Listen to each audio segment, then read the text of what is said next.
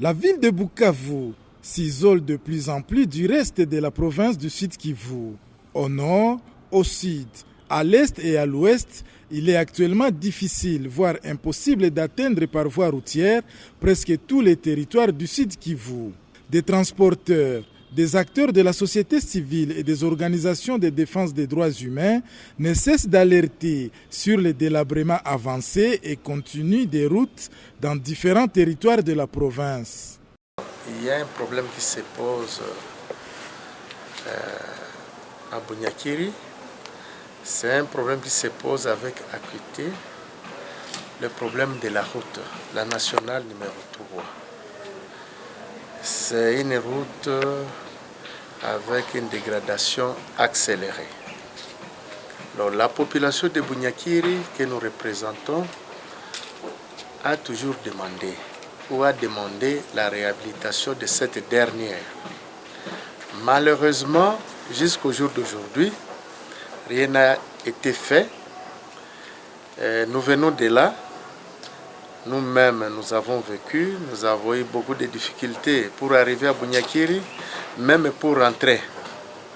Si vous regardez l'état dans lequel nous sommes, alors imaginez-vous une population qui ne demande que la réhabilitation de leurs routes. Et c'est un travail de l'exécutif.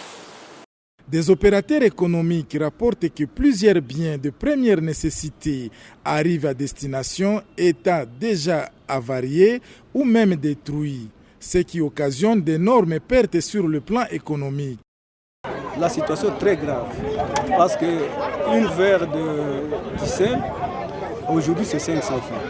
Mais par avant, c'était des verres 3 vers 500 francs. À Kamituga, une sac de farine, c'est 60 000, 30 $. Mais auparavant, c'était au moins 20 $, 15 $. C'est pour le problème de la route. Aujourd'hui, nous allons aux élections. Nous aurons besoin de cette route-là pour que les élections aient lieu à travers les 4 provinces-là. Nous demandons au ministre des Infrastructures de faire d'urgence pour que des travaux commencent et lors des élections, que la route soit plus ou moins exploitable. Si vous quittez Bukavu, vous pouvez arriver difficilement Bitale avec une Land Cruiser 4x4. De Bitale à Bulambika, c'est seulement les véhicules pitch-patch qui peuvent affronter et ça peut faire 1 à 2 semaines pour rejoindre Bukavu. Au niveau de Bulambika, la route est coupée plus ou moins à 5 endroits. Même la moto ne peut pas traverser. De Bulambika vers Hombo, ce n'est plus possible d'atteindre Hombo. Hombo, Musenge, Itebero, pratiquement impossible. De Walikale vers Kisangani, plus ou moins, on peut y aller. Et c'est pourquoi nous insistons beaucoup. Le Sud Kivu a des problèmes de route. Si vous allez vers Chabunda, vous ne pouvez pas arriver. Si vous allez à Mwenga, Kamituga, Kitutu, vous pouvez arriver difficilement.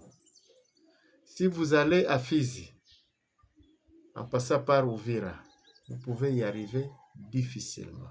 Si vous allez vers Goma, vous pouvez y arriver, mais difficilement. Et donc, c'est un besoin qui est impérieux et nous demandons et nous insistons pour que les autorités puissent se pencher là-dessus.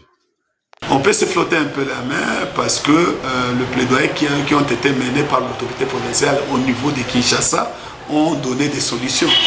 Des solutions parce que la RND a bénéficié d'un financement de 560 000 $ qui sont déjà logés dans les comptes de l'Office des routes.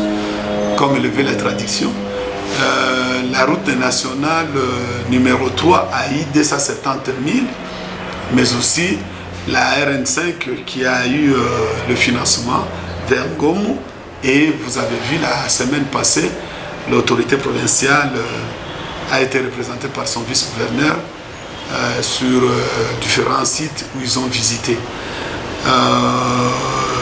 À part les plaidoyers, à part le maigre moyen que nous avons fait au niveau de la province pour les déviations, il revenait à nous d'en faire un rapport au niveau de la hiérarchie, au niveau de Kinshasa, qui a répondu parce que aussi même la route d'intérêt provincial Bourale-Chabunda a bénéficié aussi de 550 000. Et tous ces travaux ici, je pense à part les entretiens des engins de l'office des routes qui sont en cours, doivent débuter cette semaine. Sur la route nationale numéro 2, principalement les tronçons compris entre Bukavu, Mwenga, Kamituga jusqu'à Kitutu, la situation est similaire. Se rendre dans cette partie du Sud Kivu et arriver le même jour relève actuellement d'un miracle. En tout cas, Mwenga n'est pas dans notre programme. Dans mon programme, ce qu'on m'a fait ou donné comme programme, Mwenga, dans le PER 2022, nous avions mis les ponts. Les 4 ponts, Zalia, les 4 ponts là. Mais la route, c'est pas encore programmé. D'ailleurs, on vient de me dire qu'il y a des éboulements au niveau de Kassika. Avec ces éboulements-là, je ne pense l'ORC ne peut rien faire. Il faut que j'envoie les gens, qu'on aille voir qu'est-ce qu'on peut proposer à la hiérarchie pour éviter que la route, ces glissements puissent couper toute la route. Bouniakir, les fonds sont là. On s'apprête aussi. Mais comme nous sommes une seule main, on démarre Chabunda, on démarre sur la plaine de Ruzizi, on va démarrer aussi Bouniakir d'un moment à l'autre. Le message à la population qu'il se calme, nous avons eu les moyens, malgré que le matériel est vétuste, mais nous allons nous efforcer pour faire le nécessaire et au plus vite possible pour que les routes s'ouvrent. Au regard de ce qui précède, des transporteurs, des organisations de la société civile et autres défenseurs des droits humains estiment que l'autorité devrait agir car, argumente-t-il, plusieurs taxes sont perçues et devraient servir à améliorer les conditions de vie de la population. Qu'est-ce que le gouvernement provincial doit d'abord faire? La première des choses, c'est de faire un SOS, une sonnette alarme, et ce que nous avons déjà fait. Nous devons faire les plaidoyers, mais aussi éventuellement chercher le voies et moyens pour trouver une petite solution intermédiaire. À Chabunda, on est déjà prêt. Parce qu'à Chabunda, le matériel est resté là-bas. Mais sauf qu'il y a eu un petit problème, il y a des pluies qui ont causé des éboulements entre Tchouloué et Lubimbe 1. On ne sait pas amener l'autorité provinciale dans cet état. Il faut qu'on enlève d'abord les éboulements. Parce que les travaux sont au-delà de Tchouloué. Oui, Bukavu Mwenga, il y a les travaux qui sont faits par nos partenaires chinois qui sont en train d'exécuter.